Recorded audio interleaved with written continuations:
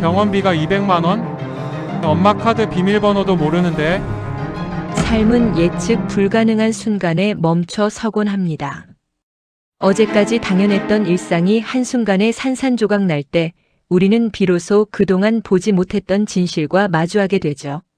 29 준우 씨의 삶의 시계도 그렇게 어머니 영자 씨가 쓰러진 그 순간부터 멈춰버렸습니다. 영자 씨는 병원으로 옮겨졌습니다.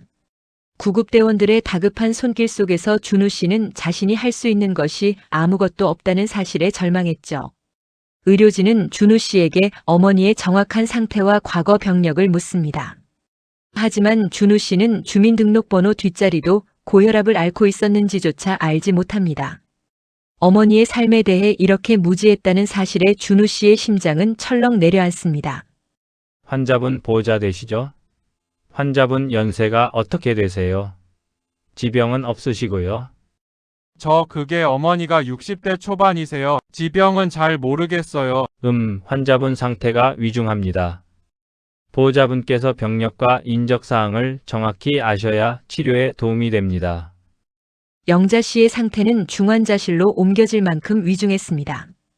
의료진은 입원 보증금 200만 원을 요구합니다. 준우 씨는 덜덜 떨리는 손으로 지갑을 열었죠. 하지만 지갑 속에는 며칠 전 영자 씨가 쥐어준 10,000원짜리 한 장과 몇 개의 동전뿐이었습니다.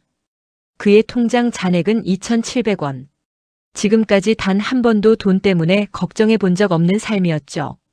준우 씨의 머릿속은 복잡합니다. 엄마의 걱정보다 당장 이 병원비를 어떻게 해결해야 할지에 대한 막막함이 그를 덮쳐옵니다. 휴대폰을 꺼내 친구들에게 연락해보지만 쉽게 돈을 빌려줄 친구는 아무도 없었습니다. 모두 나도 힘들다는 푸념뿐이었죠. 평소 아무렇지 않게 술 한잔 사달라 했던 친구들의 냉정한 현실에 준우 씨는 또 한 번 벽을 느낍니다. 엄마의 통장에는 분명 돈이 있을 텐데 비밀번호를 모르니 아무것도 할 수 없습니다. 지금껏 엄마의 돈을 자기 돈처럼 써왔지만 정작 그 돈에 접근할 권리조차 자신에게 없다는 사실을 깨닫습니다. 지금까지 그를 보호하던 온실이 이제는 그를 세상으로부터 단절시키는 감옥이 되어버린 순간입니다. 하루가 꼬박 지나 준우 씨는 다시 어머니의 병실 앞을 서성입니다. 중환자실 유리창 너머로 힘없이 누워있는 어머니의 모습이 보입니다. 그 옆으로는 생사의 기로에 놓인 환자들의 모습도 스쳐 지나갑니다. 문득 어머니가 없다면 자신은 어떻게 될까 하는 공포가 덮쳐옵니다. 내일 아침밥은 누가 해줄까? 밀린 핸드폰 요금은 누가 내줄까? 한 달 뒤면 돌아올 월세는 또 어떻게 내야 할까? 29 먹은 아들은 그저 텅 빈 지갑과 멈춰버린 삶의 시계 앞에서 막막함을 느낄 뿐입니다. 그를 지켜주던 모든 것이 한순간에 사라질 수도 있다는 사실이 준우 씨를 잠식하기 시작했습니다. 과연 그는 이 절망적인 상황을 헤쳐나갈 수 있을까요?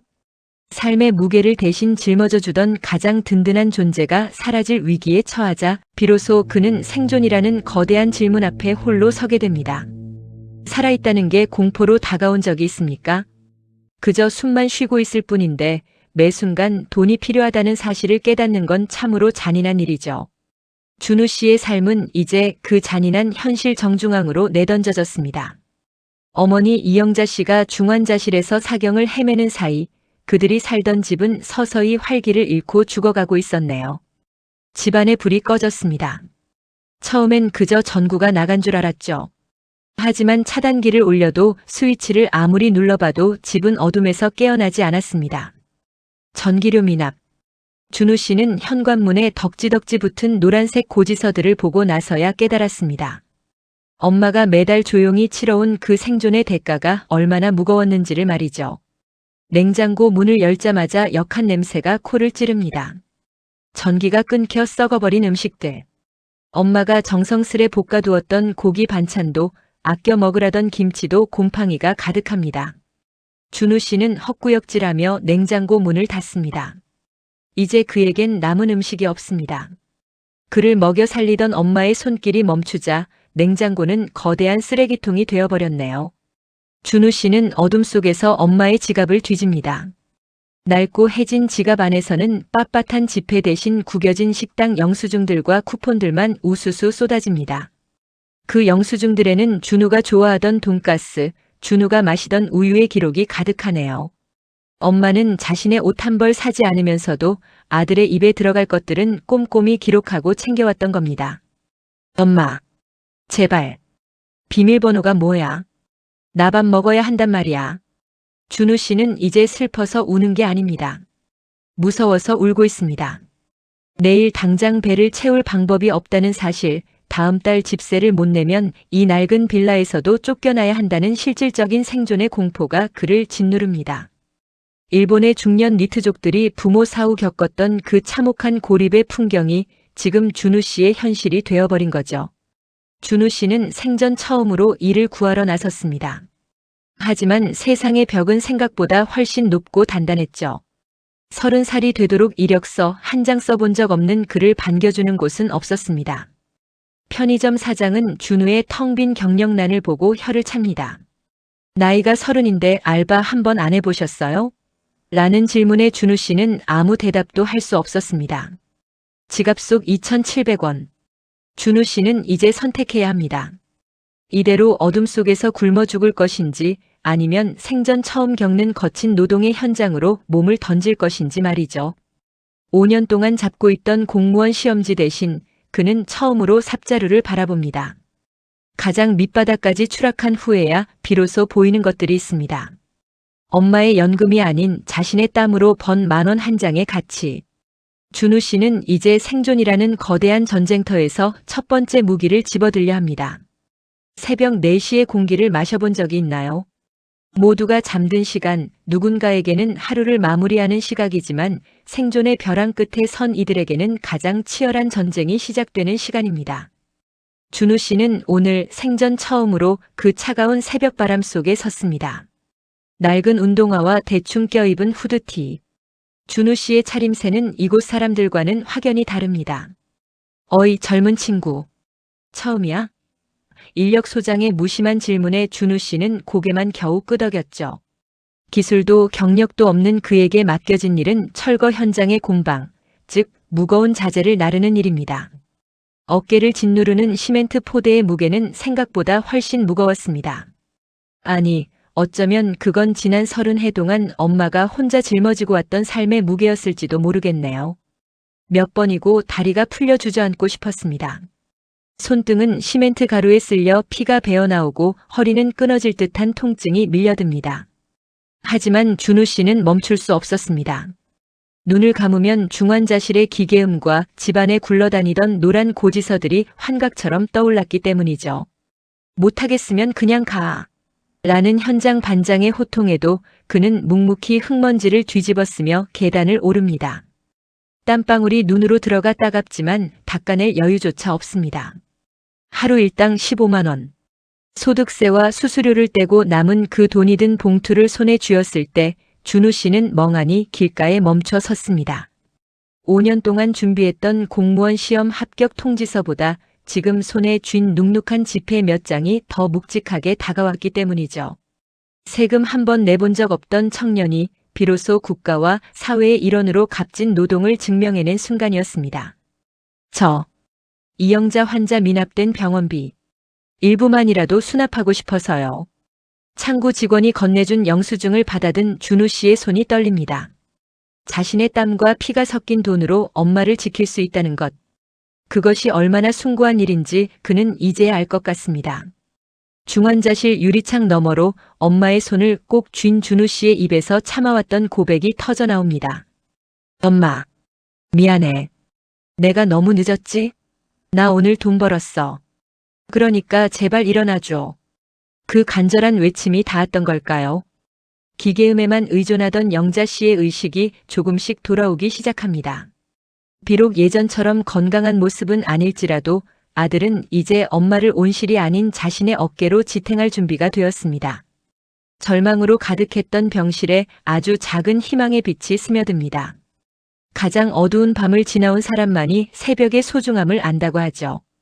준우 씨는 이제 압류 고지서가 아닌 자신의 월급 명세서를 기다리는 삶을 꿈꾸기 시작합니다. 어떤 계절은 혹독한 추위를 지나서야 비로소 봄을 허락합니다. 하지만 그 봄은 단순히 시간이 흘러서 온 것이 아니죠. 누군가의 희생과 그 희생을 뒤늦게 깨달은 이의 눈물겨운 발버둥이 만들어낸 기적입니다. 준우 씨와 영자 씨의 집에도 이제야 조금씩 볕이 들기 시작했습니다. 몇 달 전만 해도 쓰레기와 절망이 굴러다니던 거실은 이제 제법 사람 사는 냄새가 납니다. 준우 씨는 더 이상 오후 2시에 일어나지 않습니다. 새벽 6시 알람 소리에 눈을 뜨고 가장 먼저 주방으로 향하죠. 이제는 익숙한 솜씨로 쌀을 씻고 밥솥 취사 버튼을 누릅니다. 어머니 영자 씨는 건강을 많이 회복했습니다. 하지만 예전처럼 시장 일을 나가거나 힘든 살림을 하기엔 무리죠. 이제 두 사람의 역할은 완전히 바뀌었습니다. 준우 씨는 근처 물류창고의 정규직 사원이 되었습니다. 공무원 시험책 대신 배송 송장과 창고 관리 대장을 손에 든 그의 얼굴엔 예전의 창백함 대신 건강한 구릿빛 생기가 돕니다. 준우 씨가 처음 정규직 월급을 받던 날을 기억합니다. 그는 제일 먼저 그동안 밀렸던 공과금들을 정리했습니다. 자신의 이름으로 날아온 고지서에 적힌 금액을 지불할 때 그는 이상하게도 가슴이 벅차올랐다고 하네요. 누군가에게 기생하는 존재가 아니라 사회의 톱니바퀴를 돌리는 당당한 일원이 되었다는 증명이었으니까요. 퇴근길 상가 골목, 준우 씨의 손에 검은 비닐봉지가 들려 있습니다. 엄마가 가장 좋아하던 하지만 비싸서 선뜻 사지 못했던 복숭아입니다. 예전엔 엄마가 사다 주는 간식을 당연하게 먹기만 했던 그였죠. 이제는 엄마가 좋아하는 것이 무엇인지, 엄마의 틀니가 어디가 불편한지 살피는 섬세한 아들이 되었습니다. 엄마, 이거 드셔보세요. 올해 첫 복숭아래요. 엄청 달다는데. 우리 아들 힘들게 번 돈을. 뭐 이런 걸 사와. 난 괜찮은데. 아니요, 엄마.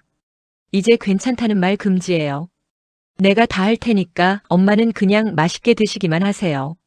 준우 씨는 압니다.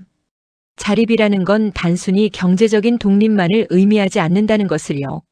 사랑하는 사람의 노년을 지켜낼 수 있는 책임감, 그리고 그 책임을 기꺼이 기쁨으로 받아들이는 마음. 그것이 진정한 어른의 모습이라는 걸 그는 엄마의 빈자리를 겪으며 뼈저리게 배웠습니다. 대한민국의 수많은 준우 씨들, 그리고 그들을 품에 끼고 사는 영자 씨들. 자식을 독립시키는 일은 부모에게도 자식에게도 살점을 떼어내는 것만큼 아픈 과정일지 모릅니다.